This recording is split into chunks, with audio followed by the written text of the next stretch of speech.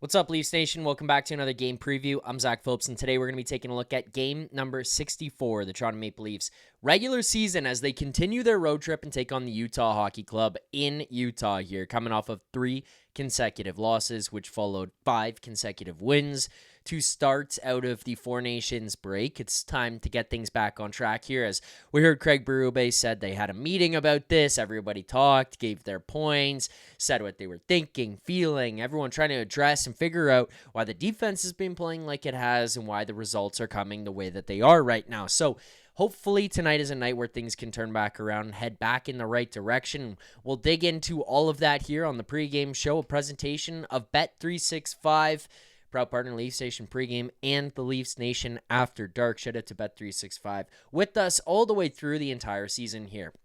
We're going to dig in here now to... Let's start with the lines and what we've got, because we do have a minor shakeup here from what we saw the other day.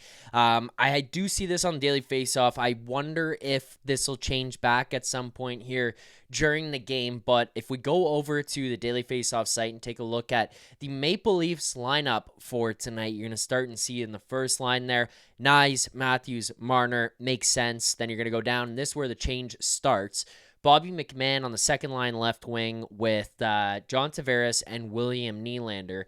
Pontus Holmberg gets swapped down to the third line there. So I wonder if there's an element here of maybe Pontus just kind of sliding off a little bit in the last game, try to move things around. Scott Laughton's maybe a guy that they could see who brings the energy the same way that Bobby McMann does, so McMahon's not as needed there in that third line as he has been over the last little while, where it was like McMahon is the guy who drives the play, and Pontus Holmberg is kind of just like an additional tool. Maybe they feel like, hey, you know what? Laughton's now on this line. Maybe Laughton can be the guy. He addressed it. You know, that first game on Saturday night against Colorado, he was not the best.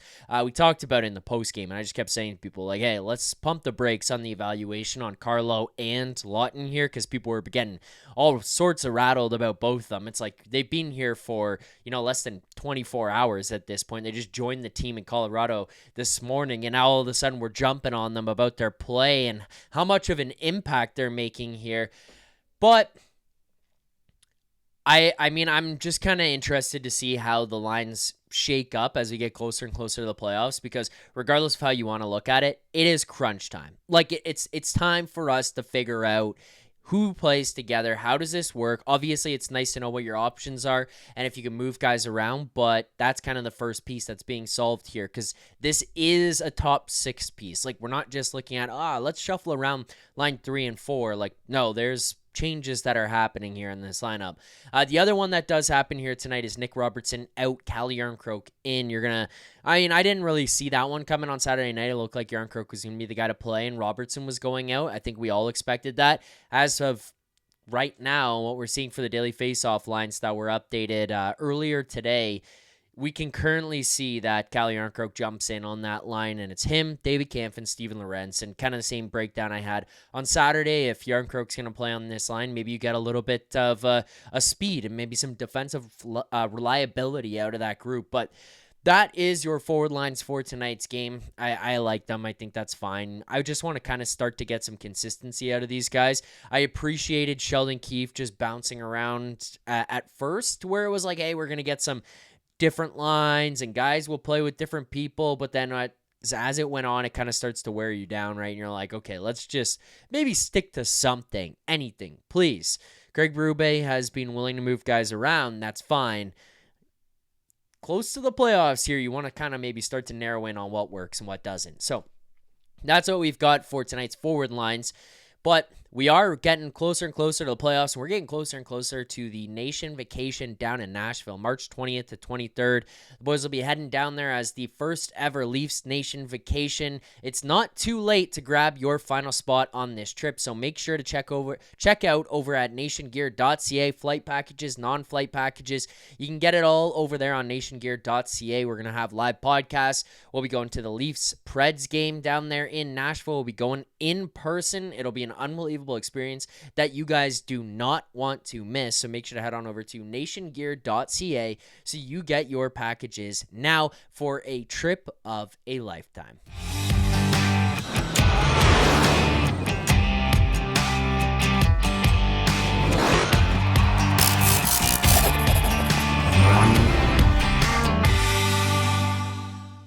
Okay, D pairs. The one area people are probably like the most uncomfortable with here right now, and for good reason, would be the Maple Leafs D pairs. And it's just because you see Chris Tanev skating, and then you check out tonight's lineups, and Chris Tanev is not in the lineup. And I mean, going over Daily Faceoff, still remains out of the lineup here. Brandon Carlo, Morgan Riley, pairing number 1.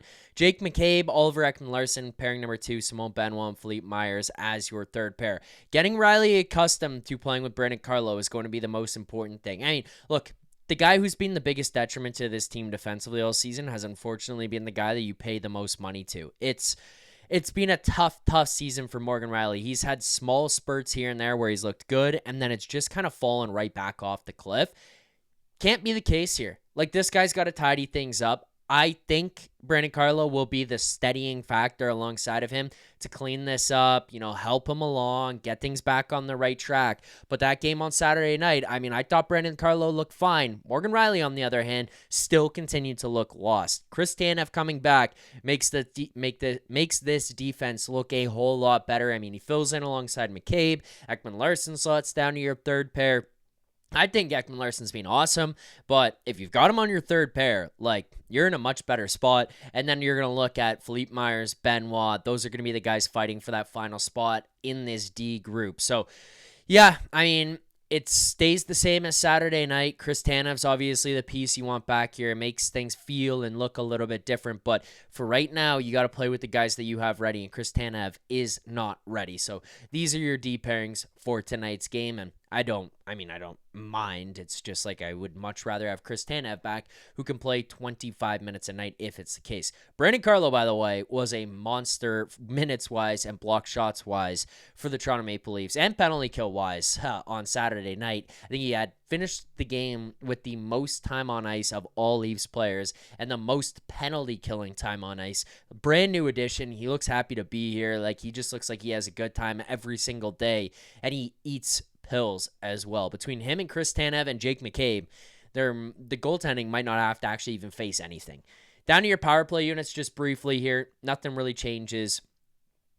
Nick Robertson, obviously, they're going to come out. You see Max Domi, and you look at the lines that you've got for the daily faceoff on the forwards, just has not been updated for the second unit. But first unit is the 5-forward power play. Whatever, let's get rocking here. Let's score some goals. I talked about on Saturday night, there was a couple things that they changed that looked a little bit different and better, but do you continue that? Is that maintained? Is that pressure going to be something you do every game? That's what I want to see. Second unit, McMahon, Domi, Robertson, OEL, Morgan Riley. Second unit is constantly this year looked a little bit more dangerous than the first, so we'll see what happens. But those are your lineups for tonight's game. Now it's time for us to get into our best bet segment. Our best bet, as you guys know, is presented by Bet365. And breaking news coming in from Bet365, where every nail-biting overtime win is a barn burner, every face-off hat trick, power play, shot on goal, penalty shot, and every suspenseful minute in between is amazing. Whatever the moment, it's never ordinary at Bet365, an official partner of the NHL. Download the Bet365 app today. Use the code NATION, NATION. That's code NATION, NATION, all caps, to get in on the game. Must be 19 or older. Please play responsibly. All right, now let's head on over to Bet365 page. We lost our last bet there that we had on Saturday night. It was Scott Lawton anytime goal. We were kind of just playing that one. I thought it was going to be a fun one to root for. If he plays well in that game, I feel like maybe we get a better shot at it. He was the first person to admit, things did not go so great for me on Saturday, and it's something I've got to be better, and I will be better. So let's give him a pass, and hopefully maybe you guys can give me a pass on that one. We do remain up 5.93 units on the season. That is a profit of $593 this year. 5.93 units up, $593 profit. We're going to look to continue that here as we go down the stretch, looking to close out this regular season. Hopefully have a successful regular season here to finish things out. But we've got another best bet for you here tonight. I mean, I've tried to stay away from some of the shots on goal because those have absolutely killed me over the last little while. So let's do it here. Our Best bet tonight. Go on into the Bet365 page and you take a look at the player props market, where I always had an area where it's had the most success for us this season is an area that I'm going to dig back into here tonight. So going to the anytime goal scorer market, we're going to kind of scroll our way down. We're going to go to the plus 200 area, and we're going to go right to the bottom of it, right before Bobby McMahon, and we're going to do Matthew Knies anytime goal plus 280. Matthew Knies has really stepped up this season. He has been a monster, whether it's physically, on the forecheck, the fights, sticking up for teammates, kind of just being a presence out on the ice. He's also really showcased goal scoring ability. And we're getting a guy right now who is playing at top line minutes. He's on the first power play. He's been awesome out front of the net on that first unit there as well. I feel like Matthew Knies is just bound to score like very regularly here and now at this point, against a little bit of a lesser opponent, a hungry team in Utah, but not quite as good of a team as you played on Saturday night in Colorado. I feel like Matthew Knies could really take advantage here and get on the board tonight. So I'm going to bet on it. We're going to go with Matthew Knies anytime goal plus 280. That's going to be $50, a half unit here tonight. Profits us $140. It's a $140 profit on a $50 bet. Let's hope this on cashes here. I feel pretty good about it. Getting those top line minutes, getting the first power play minutes.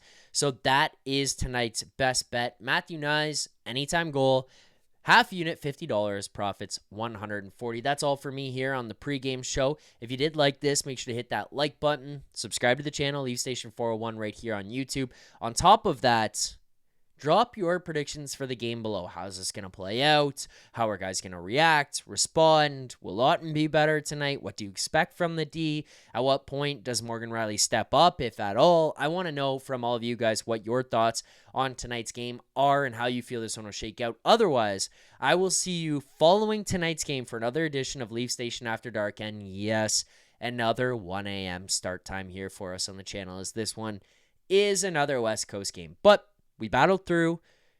I know a lot of you guys will show up anyway, so I will see you following tonight's game. Make sure to hit that like button, subscribe to the channel. Until then, keep believing. For more content just like this, including game previews, post-game live shows, Leafs Morning Take Monday through Friday with Nick Alberga and Jay Rosehill with special guests, as well as instant reaction videos, make sure to be subscribed here to the Leafs Nation YouTube channel. Turn on notifications so you don't miss anything, and drop a like.